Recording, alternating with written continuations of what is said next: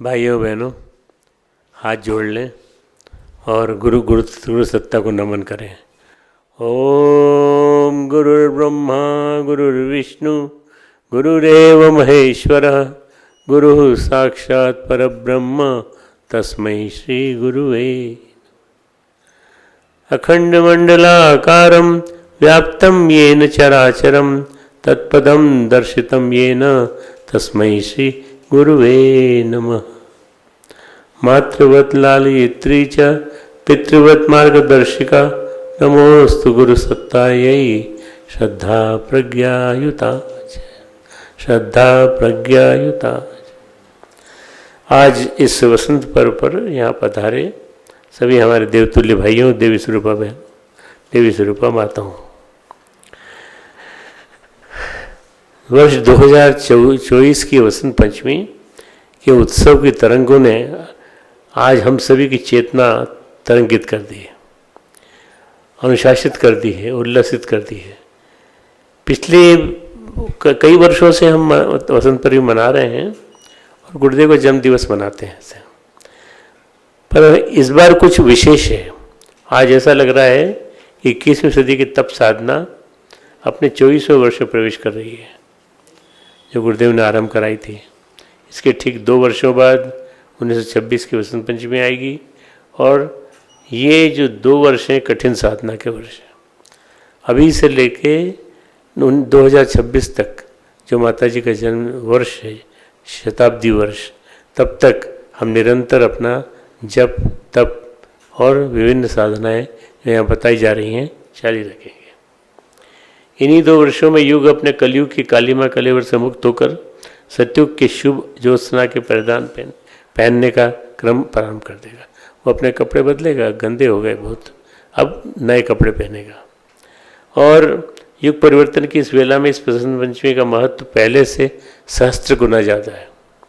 बात परम पूज्य गुरुदेव की साधना है, 21 शताब्दी उनके द्वारा किए जा रहे सूक्ष्म तप की चल रही है। तो यहाँ पर एक प्रसंग उल्लेख करने का मन आया। उस समय पूज्य गुरुदेव अपने दिव्य पावन शरीर के साथ शांतिकुंज में विद्यमान थे। यह प्रसंग वर्ष 1988 का है, 1988। इन्हीं दिनों श्री अरविंद आश्रम पांडिचेरी में एक पुस्तक छपी थी। श्रद्धालु रानुडे ने एक पुस्तक लिखी थी जिसपे श्री अरविंद ने, श्री माँ ने जिस पे दस्तखत किए थे, Shri Aurobindo into the 21st century. कुछ ही पन्नों की छोटी सी पुस्तक है। इसमें 21वीं सदी की चर्चा है, युग परिवर्तन का प्रसंग है। इस विवरण में स्पष्ट उल्लेख है महर्षि अरविंद ने 1910 में अपने साक्षात्कार में कहा था कि युग संक्रांति की वेला प्रारंभ 1840 में हो गई। 1840, 150 साल लगते हैं काम करने में, तो उन्होंने 1840 में किया। इसका अंत वर्ष 2024 के अंत हो जाएगा। इस पुस्तक में इस बात का उल्लेख है कि वर्ष 2020 के आरंभ से 2035 के आरंभ से अंधकार की संरचनाएं तीव्र गति से नष्ट होंगी। आप देख नहीं रहे पूरी दुनिया में, आप टीवी देखते हो, पेपर पढ़ते हो, पर आपको नहीं लगता कि इतने परिवर्तन हो रहे हैं तेज़ी से। ये इसका जो अंधकार है अभी जो आपको दिखाई पड़ता है, ये सब गायब हो जाएगा, सब निरंतर अंतर्ध्यान हो जाएगा और एक नया युग आरंभ होगा। धरती के कोने कोने से अंधेरा, बीमारी, युद्ध, प्राकृतिक आपदाओं के रूप में उभरेगा, नष्ट हो जाएगा, उससे कुछ नहीं होगा। जो अनावश्यक आबादी हमारी बढ़ी हुई है वो भी नष्ट हो जाएगी। इस तरह से कुछ देवतात्माओं को यहाँ पर आवास होगा और उनके साथ मिल करके आपको भी युग निर्माण की प्रतिज्ञा लेनी है। 2020 से 2024 के कठिन वर्षों में तो हम सभी साक्षी रहे हैं। अब तो पुनित प्रभाव की तैयारी है। तो जब इस पुस्तक और श्री अरविंद के कथन की चर्चा गुरुदेव ने की तो चिंतन की मुद्रा में डूब गए। पुस्तक के कथन के साथ हमने उन्हें मानव चक्र, ह्यूमन साइकिल नाम की पुस्तक में वर्णित श्री अरविंद के एक और कथन की कथा सुनाई। उसमें कहा गया श्री रामकृष्ण के जन्म के कुछ ही वर्षों बाद सत्युग की वापसी हो जाएगी और संक्रांति वेला आरंभ हो गई। यहाँ हमने उनसे कहा श्री रामकृष्ण तो 1836 में फरवरी में आए थे, यानी कि उनके जन्म के ठीक 4 वर्षों बाद। इस वर्ष चर्चा को सुनकर परम पूज्य गुरुदेव ने कहा, बेटा मेरे शरीर बदलते हैं परंतु मेरी तप साधना नहीं बदलती, वो तो निरंतर चलती रहती क्योंकि सूक्ष्म जगत में चलती है। उनको ही इन बातों को याद करके हम आगे कह रहे हैं, रामकृष्ण परमहंस के रूप में पूज्य गुरुदेव आए हों अथवा आचार्य श्री राम शर्मा के रूप में उनका दिव्य स्वप्न जीवन रहा हो। उनके युग परिवर्तन प्रत्यावर्तन के प्रयास अविराम अविश्राम अंत निश्चिल रहे, अंत तक निश्चिल रहे। बस अब हमको 1-2 साल का व्रत लेना है कि हम 2 साल कठिन तप करेंगे ताकि गुरुदेव की 1926 से आने में होने वाली प्रक्रिया जो कर रहे हैं परिवर्तन की, वो सब प्रयास अंतिम चरण में जा पहुँचे। हम सभी गुरुजनों, गुरुपुत्रों का, गुरु शिष्यों का, गुरु भक्तों का जो भी समय सामयिक रूप से जुड़े हों, उन सब का ये परम का सौभाग्य है कि हम सभी जन्म जन्मांतर के उनके लीला सहचर हैं, उनके साधना सहयात्री। ये हम सभी के लिए वसंत ऋतु श्रद्धा की ऋतु है। ये तो आपने देखा नहीं, थोड़े 2-3 दिन पहले कितनी ठंड थी और एकदम ठंड चली गई और वसंत ऋतु आ गई। बस अब वसंत ऋतु का शुरुआत है। गोस्वामी तुलसीदास जी ने इसका वर्णन किया है, संत सभा चौ उद्दिसी अवराई, श्रद्धा ऋतु वसंत समगाई। उन्होंने ऋतु श्रद्धा को, इसको वसंत की ऋतु को श्रद्धा ऋतु कहा है। भगति निरूपण विविध विधाना, क्षमा दया दम लता बिखाना, समजम नियम फूल फल ज्ञाना। देखिए फूल खिले हुए, हरिपद रस्ती रस वेद गाना। सब जगह जगह जाएंगे और हरि की चर्चा करेंगे, जगह जगह वेद की चर्चा होगी। मतलब ये हुआ कि हम सभी शिष्यों साधकों की यह सभा ही वसंत ऋतु की अमराई है। हम सब की जो साधना है, वो सभा है, वो वसंत ऋतु की अमराई है। इस प्रकार से गुरु भक्ति का, प्रभु भक्ति का निरूपण और क्षमा दया इंद्रिय संयम की तप साधना इस वसंत ऋतु में छाए हुए लता मंडप है। मन का निग्रह यम नियम ही उसके फूल हैं। अब देखिए ये आपको दिखते हैं ना, ये सारे ये यम नियम है, ज्ञान फल है और अपने आराध्य के शरणों में प्रेम ही इस ज्ञान रूपी फल का रस है। तो आज हम सभी मिलकर इसे अद्भुत रीति वसंत पंचमी मनाने के लिए एकजुट हुए। आप सब आए, आप में से कई लोग कई ठंडे बेल्ट से आए, कई इतने ही इससे ज़्यादा गर्म बेल्ट से आए हैं। जहाँ से भी आए हैं, इस अद्भुत अवसर पर हम सबको अपनी श्रद्धा की संपदा अंशदान समयदान के रूप में उनके श्री चरणों में अर्पित करनी है। उनके विचारों का चतुर्दिक चहुओर हमको विस्तार करना, उद्घोष करना है। आज इस प्रसंग में एक मनमोहक सम्मोहक सौंदर्य है।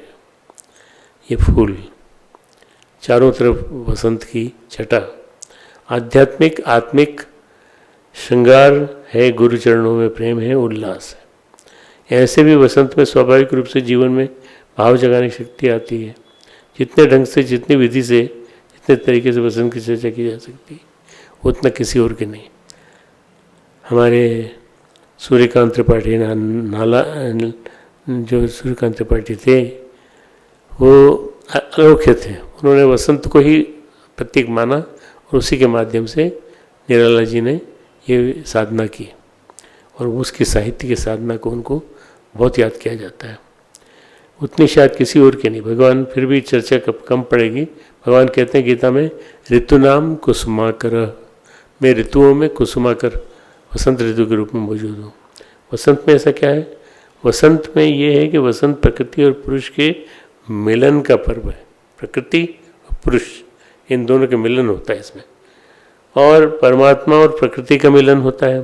वसंत में समूची प्रकृति श्रृंगार करके अपने आराध्य परमात्मा से मिलने के लिए आतुर होती है। कुछ वैसे ही जैसे कि हम सभी की जीवन चेतना परम पूज्य गुरुदेव की परात्पर चेतना से मिलने के लिए आतुर है। प्रकृति और परमेश्वर के मिलन के बाद जो उपजा, जो पनपा, जिसने जन्म लिया, वो सृष्टि थी। ऐसा लगता है प्रकृति ने परमेश्वर से मिलन के लिए श्रृंगार किया, भाव उमकते हैं, भाव उपनते हैं।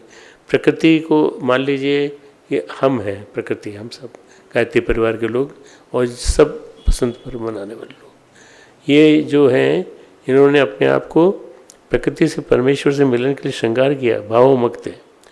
समूची प्रकृति में नवीन उल्लास आ जाता है।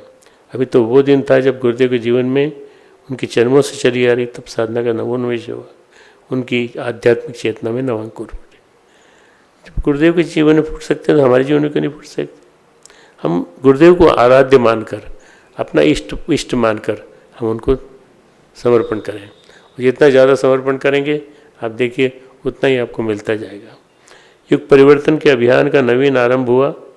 उनके मार्गदर्शक थे, उनकी गुरु सत्ता से शरीर में प्रथम भेंट हुई और जीवन साधना का तप आरंभ हो गया। आप ये मान लीजिए कि आपका जीवन साधना का तप आज से आरंभ हो रहा है और आज से आप उस तप साधना में अपने आप को विलीन करेंगे। इसी के साथ गुरुदेव हमेशा अपना आध्यात्मिक जन्मदिन वसंत पंचमी मनाते। कई लोग पूछते थे, गुरुदेव हमने सुना है आप सितंबर में जन्मे थे और ये जो आप वसंत पंचमी मनाते हैं ये क्यों मनाते हैं?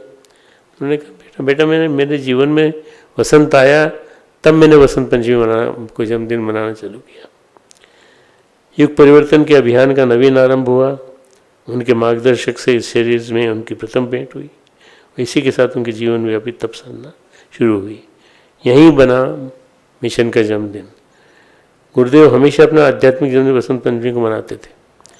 मुझे सौभाग्य मिला है मित्रों कि मैं जब यहाँ आया था 1978 में, उसके बाद जितने वसंत आए उतने मैंने गुरुदेव के यहाँ भागीदारी की है, मैंने और जीजी ने।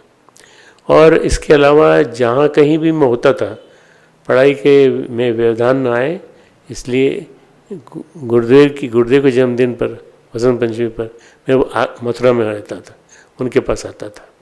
इस तरह से हम लोगों ने अपने आप को उनके चरणों में पूरी तरह समर्पित कर दिया था और वो चाहते थे कि मुझे कोई ऐसा चाहिए जो मेरे काम को आगे बढ़ाए। उन्होंने मुझे चुन लिया और जीजी को चुन लिया। हम दोनों मिलकर के काम कर रहे हैं। हम दोनों दो नहीं एक हैं। वसंत पंचमी के दिन ही मिशन जन्मा और उनका यथार्थ जन्म हुआ। उनका अपनी गुरु सत्ता से भेंट हुई। फिर बाद में प्रत्येक वसंत पंचमी में नए आयाम जुड़ते गए। उन्होंने हर वसंत पंचमी में नए नए संकल्प लिए। ये जो ब्रह्मवर्चस्व आप खड़ा देखते हैं ये भी इनका वसंत पंचमी को बनाया हुआ है। ये जो फूल हमारे हाथों में दिए गुरुदेव ने, उससे हमने विश्वविद्यालय बनाया।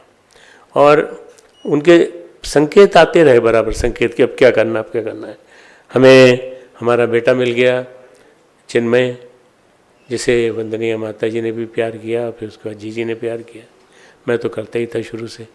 वो बीच में अमेरिका चला गया, जर्मनी चला गया और कई देशों में गया, करीब 40 देशों में गया। और भारत के कोने कोने में उसने जाके कार्यक्रम का शुभारंभ किया, क्योंकि मैं नहीं जा पाता था, तो उसने मेरे स्थान पर जाना चालू किया। 2020 तक तो मैं गया हूँ और वो करीब मानना चाहिए कि 30-35 साल की साधना थी। पर उसके बाद चिन्मय ने अपना रोल निभाया। गुरुदेव हमेशा अपना आध्यात्मिक जन्मदिन इसी को मनाते थे और हम भी अब मनाते हैं। उनका यथार्थ जन्म हुआ, उनकी अपनी गुरु सत्ता से भेंट हुई। बाद में प्रत्येक वसंत पंचमी में नए आयाम जुड़ते चले। उनके जीवन में गायत्री मंत्र का, गायत्री साधना का और इसी पुण्य पर्व पर हुआ। नई किताबें लिखी उन्होंने, इसी दिन लिखी, इसी दिन से आरंभ हुई थी। क्रांतिधर्मी साहित्य लिखा गुरुदेव ने। गुरुदेव के नाम के लिए हमने वाङ्मय तैयार किया। उसको आप पढ़िए तो आपको पता चलेगा कि कितना विराट उनका जीवन था। देखा जाए तो गायत्री मंत्र उसकी चेतना भी कहीं न कहीं इस वसंत पर्व से अभिन्न रूप से गहरी जुड़ी है। मतलब हम ये जानते हैं कि वसंत पर्व चला आता है हम लोगों के आसपास। वसंत से केवल श्रृंगार नहीं है, वसंत में शौर्य है, वसंत में ज्ञान है और वसंत में समृद्धि है। अगर गायत्री के परिप्रेक्ष्य में देखें, वसंत में वैराग्य है, वसंत में भक्ति है, वसंत में बोध है। गायत्री मंत्र के 3 चरण हैं। तत्सवितुर्वरेण्यम भर्गो देवस्य धीमहि धियो यो न प्रचोदयात्। तत्सवितुर्वरेण्यम यानी जब हम संसार से विमुख होकर के परमेश्वर के सन्मुख होते हैं, हम संसार से विमुख हो गए, हम परमेश्वर के सम्मुख हो रहे हैं। जीवन में इस अवसर का आना बड़ा दुर्लभ है और ये आपके जीवन में वसंत पंचमी के दिन आ जाए और जीवन भर बना रहे, ऐसी हमारी प्रार्थना है। हम सभी प्राय कहीं न कहीं मोह में, आसक्ति में अब तो बेटे की शादी कर दी है, अब पोता आने वाला है, पोती आएगी, फिर पोते की शादी करेंगे, तब हम सोचेंगे कि हम शांति कुंज के लिए क्या काम करें। ये गलत बात है। आप पोते पोती के झगड़े मत पड़िए। हम अपने बेटे के चक्कर में यहाँ नहीं आते तो क्या क्या समझते अपने आप को। एक नर पामर, एक नर पशु जो केवल अपना जीवन जीने के लिए आता है। लेकिन कभी कभी कोई ऐसा पुण्य पल आता है जो हमारे मन में विवेक जगाता है, वैराग्य जगाता है, और हमें लगता है कि हम कहीं और उन्मुख हो रहे हैं। हमारी चेतना भगवान की ओर, परमेश्वर की ओर उन्मुख होती है इसी दिन, वसंत पंचमी के दिन। और हम सविता देव का, परमात्मा का वर्ण करते हैं। यही पल आज सविता देवता भी पूरी प्रखरता के साथ निकले। धूप है अच्छी, मौसम भी अच्छा है, और अब इसके बाद जो है निरंतर हमें तत्सवितुर्वरेण्यम का स्वरूप बनेगा वैराग्य का पल। और गायत्री साधना के पहले चरण में हमारा प्रवेश होगा। हम वर्ण करते हैं, उस तेज को हम धारण करते हैं। तेज को धारण करना मतलब एब्जॉर्ब दी वाइब्रेशंस ऑफ गुरु। अपने जीवन में गुरु के चिंतन को धारण करो, ये है तत्सवितुर्वरेण्यम। और भर्गो देवस्य धीमहि, ये पापनाशक तेज हमारे जीवन में घुस जाए, जन जन के मन में हम भर सकें। यही आत्मा हमारी भक्ति है, यही धारणा हमारी भक्ति है जो भगवान से, परमात्मा से हमको साक्षात्कार कराती। जिसने भर्गो देवस्य धीमहि की साधना कर ली, परमात्मा से साक्षात्कार करने के योग्य हो गया। यही है भर्गो देवस्य धीमहि। उन परम देव के तेज को हम धारण करते हैं, उनसे हमारा तादात्म्य होता है, हमारी एकात्मता होती है, फिर हमें बोध होता है, हमारे जीवन में नव जागरण आता है। धियो यो न प्रचोदयात्, यानी यही बोध का पल है। हमें बोध हो गया हम कौन है, हम किसके शिष्य हैं, ये हमें बोध हो गया। तो धियो यो न प्रचोदयात्, हमारी बुद्धि सन्मार्ग की ओर चले, बोध की ओर चले, बोध का सुविचार है। गायत्री को इसी रूप में, गायत्री को इन्हीं गहरे अर्थों को कुछ इसी तरह गुरुदेव ने हम सभी को अपने जीवन में उदाहरण से सिखाया, पास बैठा करके दिखाया। कई लोगों को लगता है कि डॉक्टर साहब और जी को ये दोनों को शक्तिपात करके चले गए और हमें नहीं दिया। अभी भी है वो उपलब्ध, अभी भी हजारों लोगों, लाखों लोगों को वो दे रहे हैं निरंतर। इसलिए ये मान के चलना चाहिए कि जो भी उनका काम करे, जो भी गुरुदेव के साहित्य का विस्तार करे, जो भी उनके चिंतन को फैलाए, वो आदमी उनकी शक्ति पाके कर रहा है। हम सभी को अपने जीवन के उदाहरण से समझाया, तप करके, भक्ति करके, बोध करके, वैराग्य करके गायत्री के तत्वों को का सत्य हमें दिया। साधना तप करने में सरल है, लेकिन करने में कठिन है। दिखने में सरल है, तपस्वी दिखने में बहुत ही सादा होता है। वो अपना बेचारा जो कुछ मिलता है उसको खा लेता है और उससे ज़्यादा नहीं चाह रखता। लेकिन उसके अंतर जीवन में अनेकों घटनाएं जन्म लेती हैं, अनेकों आरोह अवरोह होते हैं, अनेकों तरंगें उठती हैं।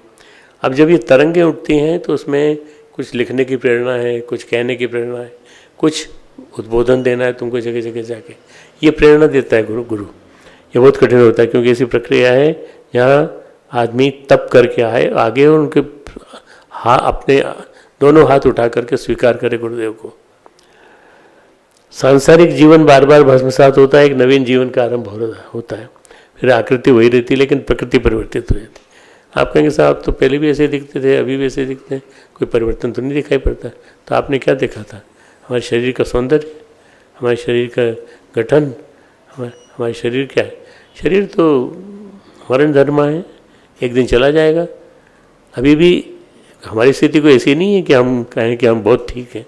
नहीं, स्वास्थ्य हमारा ठीक है, पर हम अपने ऊपर कंट्रोल किए हुए हैं। अपने ऊपर गुरु सत्ता का नियंत्रण है, वही चलाते हैं, वही दिखाते हैं, वही कराते हैं। साधक का व्यक्तिगत जीवन में तप होता है तो सांसारिक जीवन बार बार भस्मसात होता है। हमारा भी जीवन बार बार भस्मसात हुआ है। कई बार हमसे गलतियां हुई होंगी तो उनको भी उन्होंने भस्म डाल दिया, हम भस्मीभूत हो गए। फिर आकृति वही रहती है लेकिन प्रकृति बदल जाती है। आकार से, प्रकृति से हम उससे ऐसा नहीं कह सकते कौन तपस्या कर रहा है, कौन तपस्या नहीं कर रहा है। प्रकृति से भेद कर सकते हैं, आपकी प्रकृति बदलेगी नहीं। भाई साहब हमने उनसे बात की तो पता चला गुरुदेव उनके जीवन में रोम रोम में कण कण भरे हुए हो गई। अगर उनके जीवन में गुरुदेव आए हैं, मेरे जीवन में गुरुदेव आए हैं, तो मेरे व्यक्तित्व में, मेरी कर्तव्य में, मेरी वाणी में आपको प्रभाव देखने को मिलेगा। उनकी प्रकृति में आमूलचूल परिवर्तन आ जाते हैं। परम पूज्य गुरुदेव अपने जीवन के माध्यम से यही बता के गए हमको। अपने उदाहरण से उन्होंने बताया, दीर्घकालीन तप साधना में जब हम उतरते हैं, सबसे पहले हमारे कषाय कलमश, हमारी कर्म कालिमा, हमारी कालिक धुलती है। आप सोचिए आपके कपड़े अगर खराब हो गए तो आप इसको क्या करेंगे? धोएंगे या धोने देंगे? सब कुछ समाप्त हो जाता है, भस्म होता है। यही गायत्री त्रिपदा है, 3 चरण वाली। यहीं पर यहाँ महाकाली के रूप में हमारे तमस का निवारण करती है। ये इसका पहला चरण है, तमस का निवारण। तमस समाप्त होता है, कालिमा समाप्त होती है, कालिक समाप्त होती है। वैराग्य की अग्नि में, तप की अग्नि में, और उसके बाद रजस परिवर्तित होता है। आप सोचिए कि हमने अपनी एजुकेशन में MD किया मेडिसिन में, TG ने MA किया साइकोलॉजी में, और हमारे बेटे ने जो चिन्मय है उसने MRCP किया इंग्लैंड जाकर। परंतु हम तीनों का जीवन आप देखेंगे तो ये लगेगा कि ये तो पढ़े लिखे नहीं लगते, ये तो ऐसे ही हैं। कई लोग ऐसा सोचते हैं, कई लोग ऐसा समझते हैं कि इनको क्या आता होगा। अग्नि, वैराग्य की अग्नि में, तप की अग्नि में, और रजस परिवर्तित होता है, रजोगुण रूपांतरित हो जाता है, वो बन जाता है सतोगुण। भक्ति भावनाएं बदल जाती हैं। यही गायत्री चेतना के महालक्ष्मी रूप का प्रकट है। महासरस्वती, महालक्ष्मी और महासरस्वती, यही गायत्री शक्ति का महालक्ष्मी तत्व है, रूपांतरित रजस। इसके पश्चात बोध आता है, ज्ञान प्रकट होता है, महासरस्वती का जागरण होता है, जीवन स्वतः ही सन्मार्ग पर, बोध पर चलने लगता है। यही बुद्धत्व है जो हमारे जीवन में आ सकता है। आज बुद्ध नहीं है, पर आपके अंदर बुद्धत्व आ सकता है यदि आप नियमित रूप से आप साधना करेंगे और गुरुदेव की शरण में आ जाएंगे। वसंत पंचमी अपने आप ही गुरुदेव के माध्यम से योग शक्ति के अवतरण का, प्रकटीकरण का पर्व बन गया अपने आप स्वतः। यह बात नहीं गायत्री पहले नहीं थी, पहले थी, लेकिन उसकी साधना में अनेकों अवरोध थे। लोग कहते थे अरे क्या कर रहे हो, तो ही तो गायत्री मंत्र का जप नहीं करना चाहिए, गायत्री मंत्र का जप किसी समर्थ के साथ मिल के करना चाहिए। समर्थ हम दे रहे हैं ना आपको गुरुदेव, उनके साथ जुड़ जाइए। पहले जो जनजीवन के लिए सामान्य जन नहीं थी ये गायत्री साधना, कहीं सदग्रंथों में, कहीं कुछ मनुष्यों के जीवन में अटकी हुई थी, प्रवाहित नहीं थी। भगीरथ से पहले ये कोई नहीं कह सकता गंगा हमने देखी है। गंगा कहाँ से आई थी? गंगा तो भगीरथ लेके आए थे, और भगीरथ वहाँ से लेकर के उन्होंने अपने जीवन में ऐसा स्थापित किया कि उनका कुल पूरा है, धन्य हो गया। ब्रह्मा जी के कमंडल से लेकर शंकर की जटाओं तक, हिमालय की श्रृंखलाओं से लेकर हमारे गंगा सागर, गंगा को भगीरथ ने दिया। मित्रों, ये जो पूरा उत्तराखंड है उससे लेकर के जहाँ पे हम मकर संक्रांति मनाते हैं, अक्सर मनाते हैं, वो मकर संक्रांति मनाते हैं हम गंगा सागर द्वीप पे। ये जो पूरा बेल्ट है यहाँ से लेकर वहाँ तक का, कलकत्ता तक का, ये पूरा उर्वर है, फर्टाइल है। जगाइए लोगों को, वो जगा कर उनको बताइए कि इसमें काम करना है, आपको काम करना है, और अपना जीवन एक केवल खाने पीने में, मस्ती करने में, बच्चे पैदा करने में नहीं है, बल्कि आप इसको, अपने जीवन को इसके लिए बनाइए, भगवान के साथ जुड़ने का। गायत्री जनजीवन के लिए उपलब्ध हो गई, सामान्य हुई, उसने वेग पकड़ा। कुछ ऐसा पल था वसंत पंचमी का जैसे ब्रह्मा जी के कमंडल से गंगा उतरी हो। वसंत पंचमी में प्रकृति के नवसृजन का उल्लास प्रकट होता है। यह नवयुग के जन जागरण का पर्व है। इस वर्ष के वसंत में एक ऐसे उत्सव का वातावरण है जिसके बारे में हम निश्चित रूप से नहीं कह सकते कि इसके आयाम और इसके दायरे कौन से होंगे। इसकी चर्चा हमने शुरुआत की है। वैसे भी हम कोई उल्लास मनाते हैं, उत्सव मनाते हैं, तो हमारे परिवार में सीमित होता है। कई बार हम राष्ट्रीय उत्सव मनाते हैं, 26 जनवरी, 15 अगस्त। कई बार हम महापुरुषों के जन्मदिन मनाते हैं। लेकिन वसंत पंचमी ऐसा उत्सव है जिसे संपूर्ण प्रकृति मनाती है। मेरे शांति कुंज में नहीं, बल्कि यहाँ से लेके पूरे विश्व में, भारत में ही सारे विश्व में ये फैलती है, और प्रकृति में इसमें उल्लास होता है। आज नहीं होगी तो आज से लेके अगले रविवार तक पूरे विश्व में जगह जगह वसंत पंचमी का पर्व मनाया जाएगा। मिशन में वसंत पंचमी का जो उत्सव आया, जो उल्लास आया, 1926 में आया। 1926 साल वसंत पंचमी मिशन के जीवन में वसंत पंचमी का प्राकट्य था। इस अभूतपूर्व यात्रा को अब 98 ईयर्स हो रहे हैं। गुरुदेव ने चलाई थी 1926 में, हम 2025 की बात कर रहे हैं, 26 की बात कर रहे हैं। ये जो गुरुदेव की साधना और वंदनीय माता जी का जन्म का प्राकट्य, उनका अवतरित होना, ठीक 2 वर्ष के बाद इसके 100 वर्ष भी हो जाएंगे। शताब्दी वर्ष के कार्यक्रम भी होंगे, वंदनीय माता जी की शताब्दी होगी। इसके बाद ये साधना यात्रा अनवरत चलती रहेगी, आगे भी पीढ़ियाँ से गतिशील रखेंगे। गायत्री ने पूज्य गुरुदेव के रूप में अपना आधार खोज लिया। किस गोमुख से प्रकट होकर के वो आगे बहने वाली हैं। वर्ष 1926 की चर्चा करें तो देखें हमारे राष्ट्रीय जीवन में, भारत के जीवन में बड़ा विलक्षण पर्व था। गांधी आ चुके थे और उस समय श्री अरविंद पराकाष्ठा पर थे। देश उस समय दास्ता में था, लेकिन दास्ता से मुक्ति के स्वर उठ रहे थे। अंग्रेजों की गुलामी थी, लेकिन लोग कुलबुला रहे थे बुरी तरह से। राष्ट्र की चेतना का अता पता नहीं था, राष्ट्रीय अभिमान का पता नहीं था। अंधेरा टूटने को ऐसा लगता था, लेकिन अंधेरे और उजाले में घोर संग्राम था। भारतीय राष्ट्रीय कांग्रेस का जन्म 1886 में हुआ। आज वो क्या कर रही है उससे मतलब नहीं हमें, पर हमें सोचना चाहिए कि वो शुरुआत का पल कौन सा था। दादा भाई नौरोजी, ओ यूम, इन लोगों ने कांग्रेस बनाई, उसका प्राण भी उसमें डाले। कुछ महान विभूतियों ने, बाल गंगाधर तिलक, विपिन चंद्रपाल, लाला लाजपत राय, इन लोगों ने प्राण भरे थे। कांग्रेस में एक नवीन अध्याय आरंभ हुआ और वो अध्याय था महात्मा गांधी का राष्ट्रपिता का प्रवेश। अब यह अध्याय पूरा कांग्रेस से अलग हट करके पूरे देश विश्व में फैल गया है। और यह घटना सन हुई थी 1926 में आरंभ, अब 2026 से ये आगे बढ़ेगी। महात्मा गांधी ने जब कांग्रेस की बागडोर संभालने की बात की तो उस समय सन 1926 था। उससे बढ़ते बढ़ते आज हम कहाँ आ गए, देखिए यहाँ आ गए। और गुरुदेव ने सन 26 में 24 वर्षीय साधना आरंभ की। महर्षि अरविंद का जो एकांतवास शुरू हुआ इसी से 1926 से शुरू हुआ।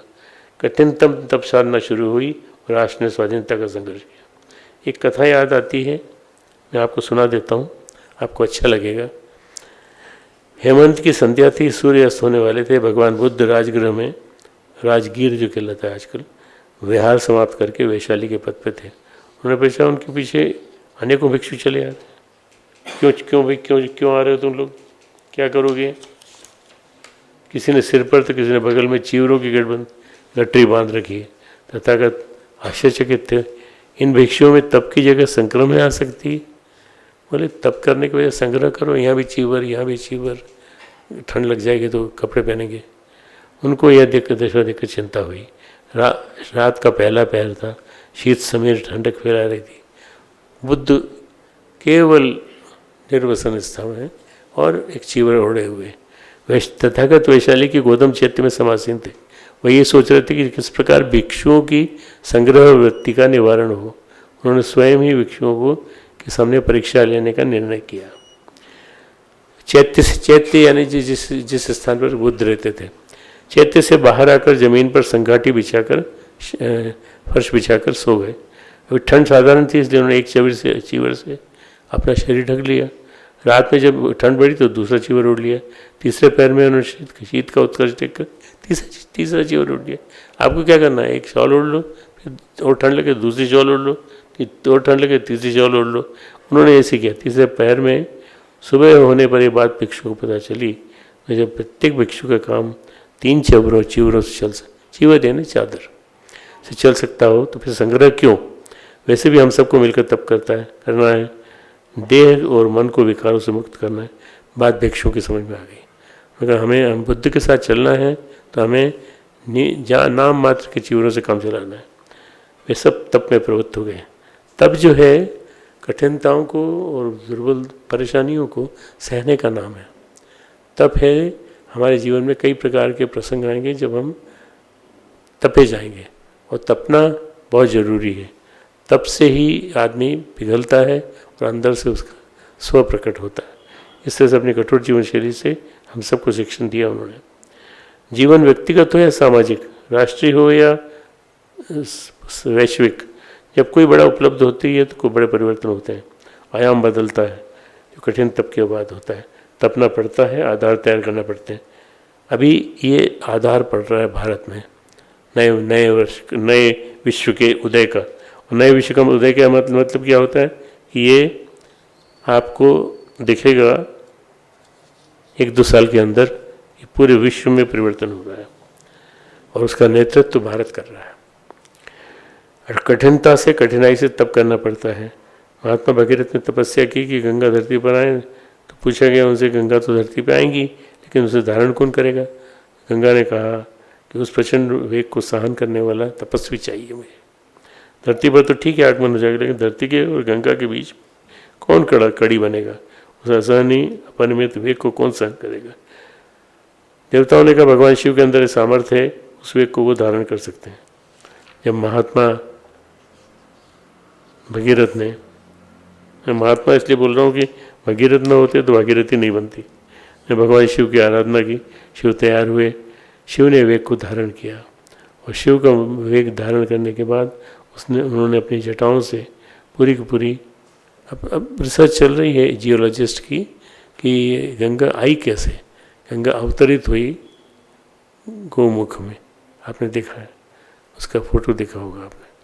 महान तप चाहिए अंधेरों के प्रतीक तोड़ने वाला। तो उस युग में महर्षि अरविंद थे, महर्षि रमन थे, सन 1926 में परम पूज्य गुरुदेव थे, जिन्होंने तप आरम्भ किया। उन्होंने कहा तप चलते रहना चाहिए, तप चलते रहना चाहिए, तप चलता रहेगा तो गंगा भी बहती रहेगी।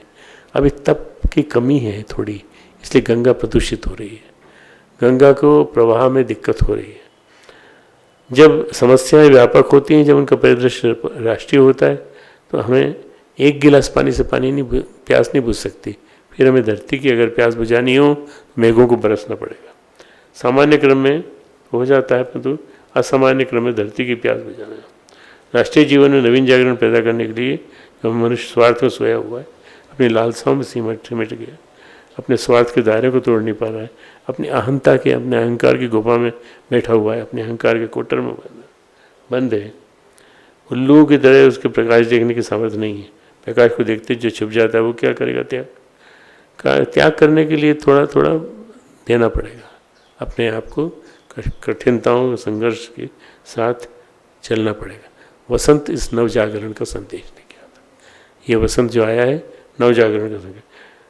बड़े छोटे दायरे थे पहले, बड़ी छोटी गलियारे थे, शुद्धताएँ थी, पर देखते देखते परिवर्तन होता चला गया। और जब भीड़ उमड़ने लगी और तब लोगों को लगा कि वास्तव में भारत को आज़ाद होना चाहिए।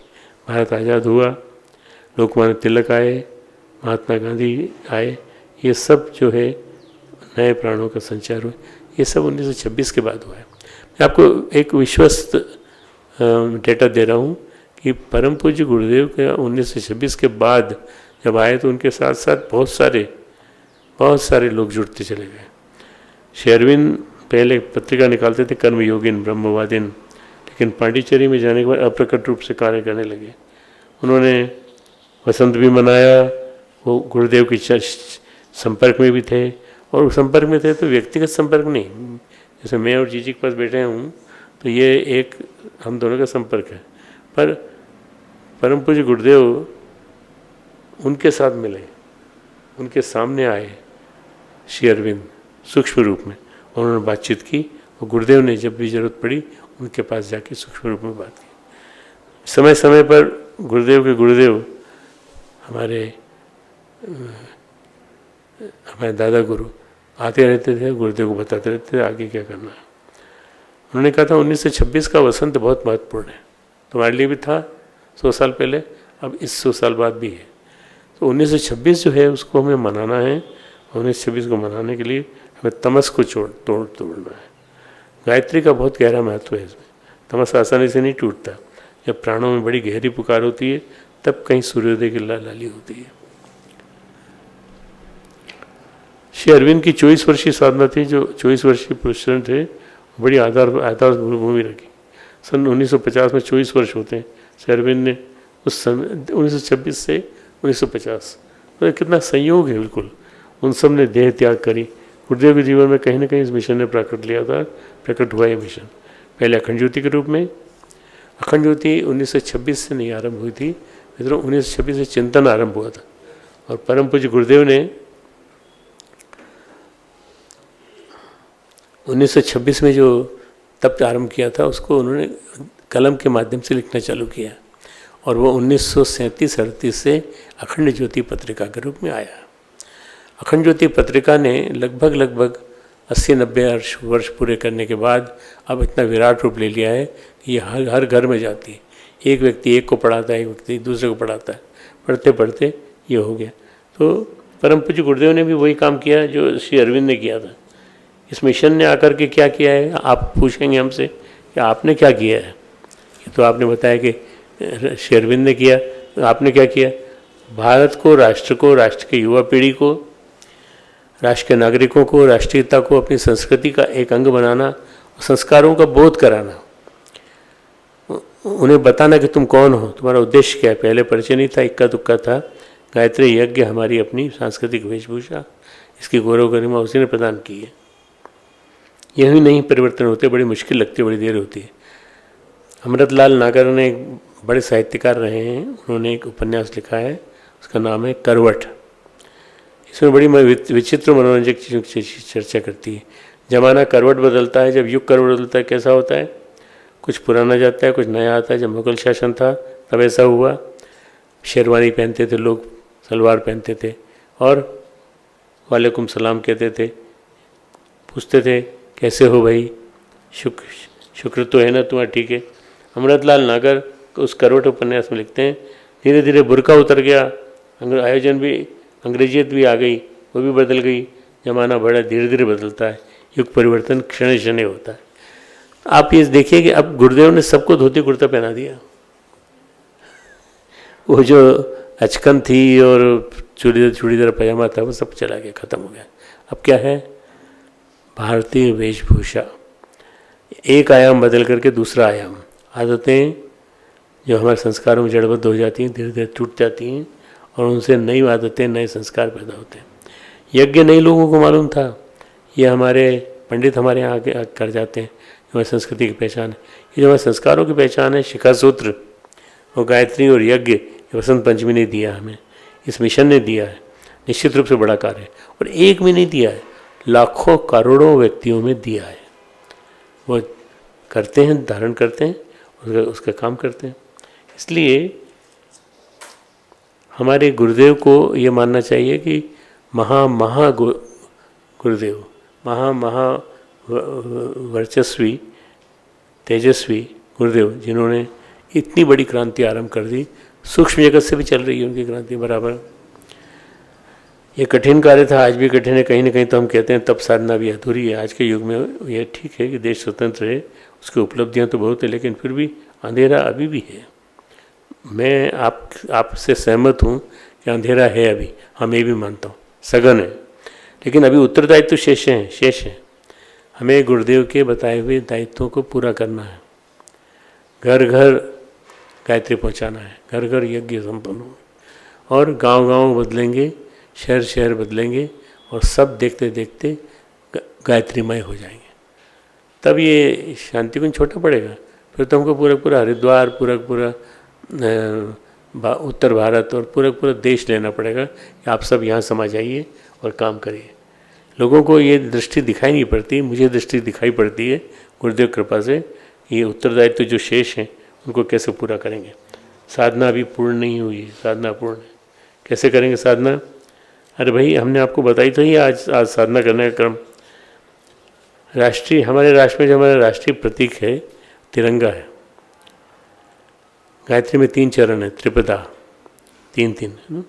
पहला चरण शौर्य का है गायत्री में, वैराग्य का है। दूसरा चरण भक्ति का है, समृद्धि का, और तीसरा चरण बोध का है। बोध, अपना बोध हो जाए। जिस दिन अपना बोध हो जाता है कि मैं कौन हूँ और मैं किस लिए आया हूँ धरती पे, आपको पता चलता है सन्मार्ग का मार्ग मेरे लिए सही है।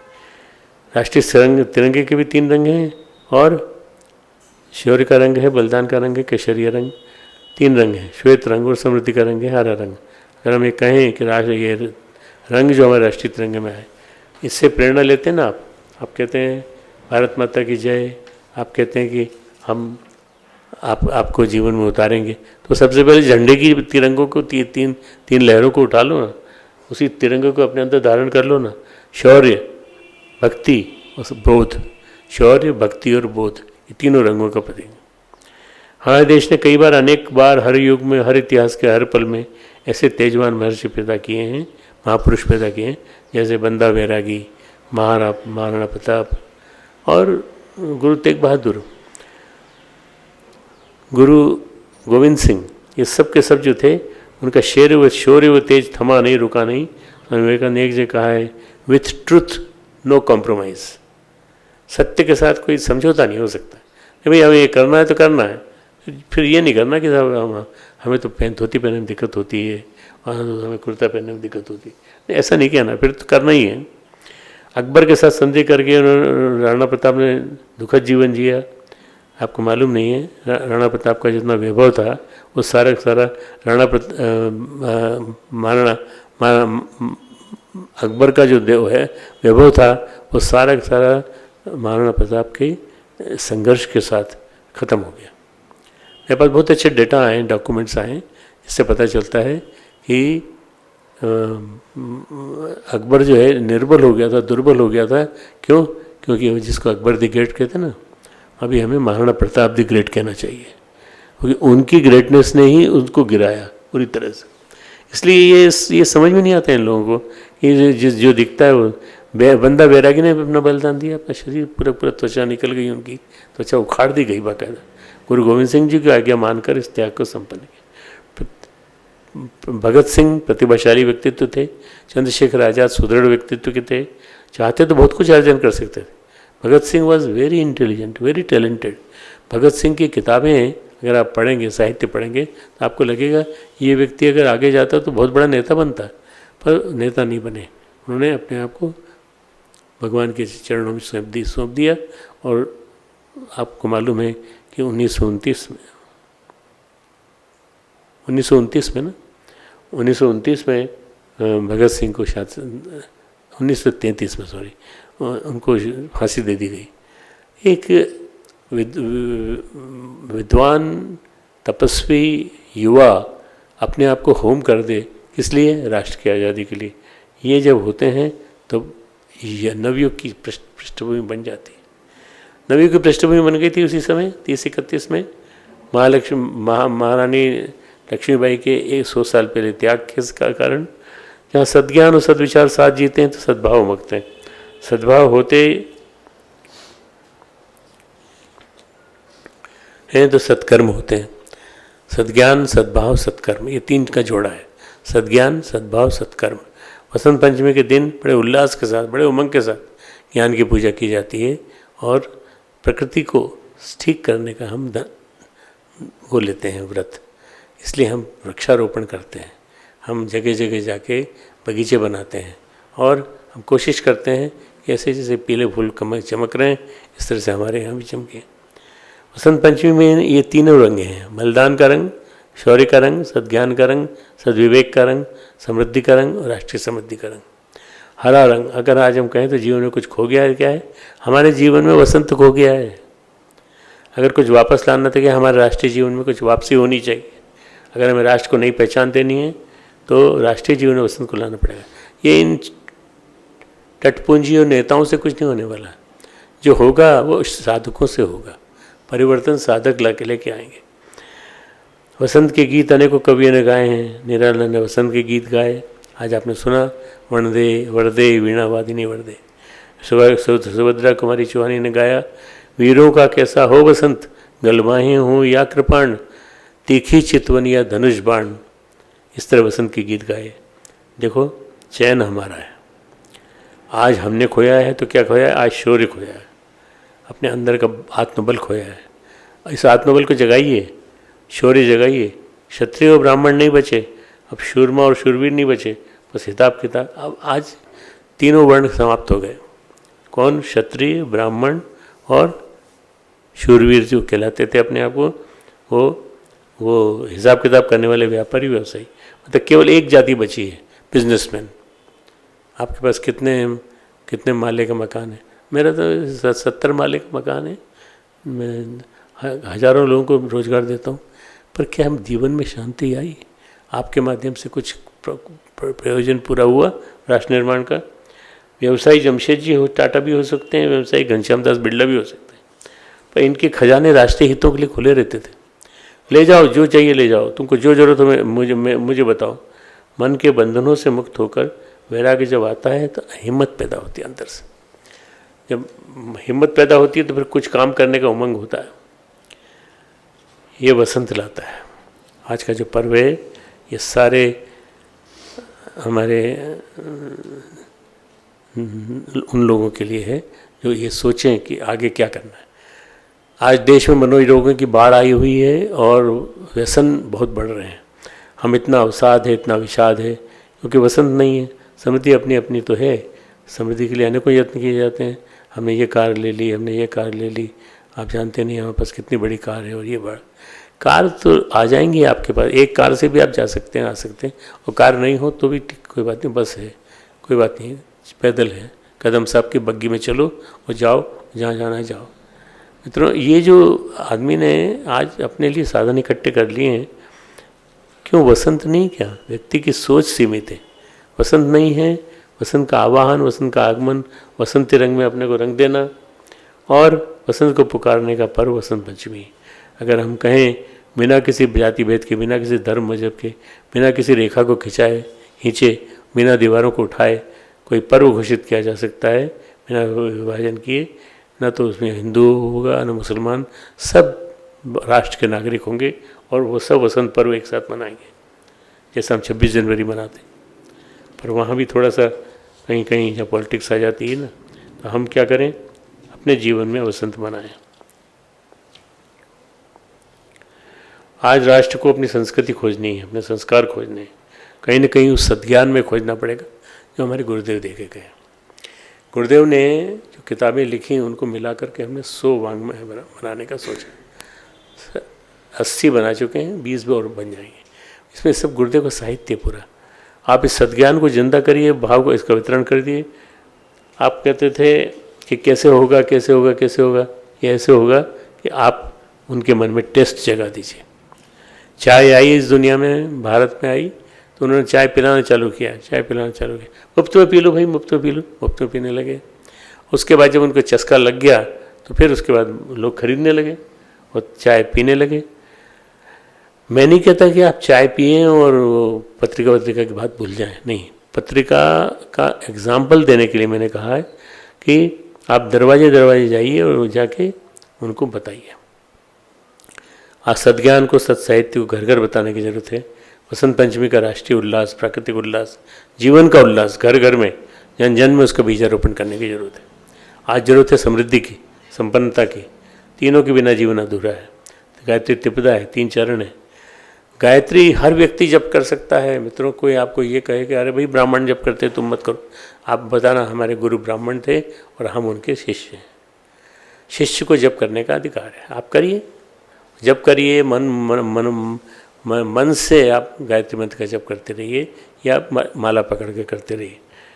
देखिए वसंत क्या होता है, वसंत में सब कुछ नया नया हो जाता है, बदल जाता है।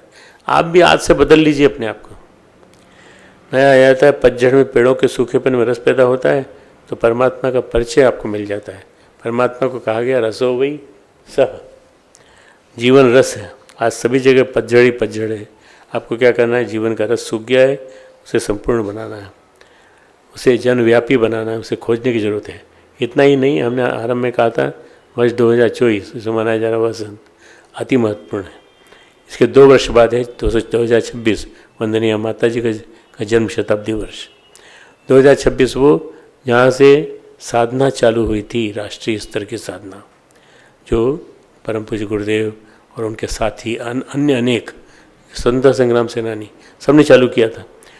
ठीक 100 वर्ष पहले 1926 आ रहा है, उसको हम बहुत बड़े रूप में मनाएंगे। ध्यान रहे आगामी 24 वर्षों में 2026 से 2050 तक सारे सृजन कार्य हमको संपन्न करना है।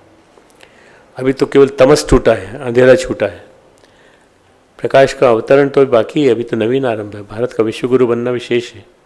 2050 के बाद भारत विश्वगुरु बन जाएगा निश्चित रूप से।